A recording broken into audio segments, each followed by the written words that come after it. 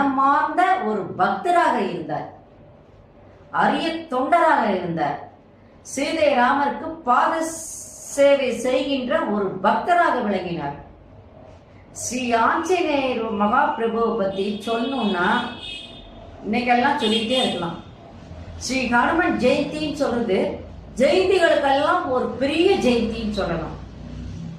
இது வீடுகளிலும் சரி, கோயில்களிலும் சரி, எல்லா இடங்களிலும் ஹனுமன் ஜெயந்தியை ரொம்ப சிறப்பாக அன்றைய நாள்ல கொண்டாடுவாங்க.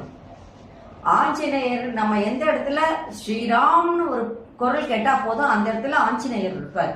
வீட்டுல எல்லாரும் என்ன பண்ணுவாங்க, பஜனைகள் செய்து அன்னைக்கு பூஜை பண்றாங்க அப்படின்னு சொன்னா கண்டிப்பா ஆஞ்சநேயர் உட்கார்ந்து இருப்பார். கோயில்கள்ல பஜனைகள் வழிபாடுகள் நடக்குது அப்படின்னு சொன்னா அந்த இடத்துல கண்டிப்பாக ஆஞ்சநேயர் பக்தரோடு பக்தராக உட்கார்ந்துருப்பார். போகும்போது அனைவருக்கும் நலம் உண்டாகட்டும் அப்படின்னு எல்லாரையும் வாழ்த்திட்டு போவார். அங்க வந்தவங்க எல்லாருக்குமே நலம் உண்டாகட்டும் சொல்லிட்டு போவார்.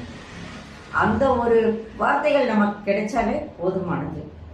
அதனால இந்த ஹனுமன் ஜெயந்தி ரொம்பவும் புண்ணியம் வாய்ந்தது.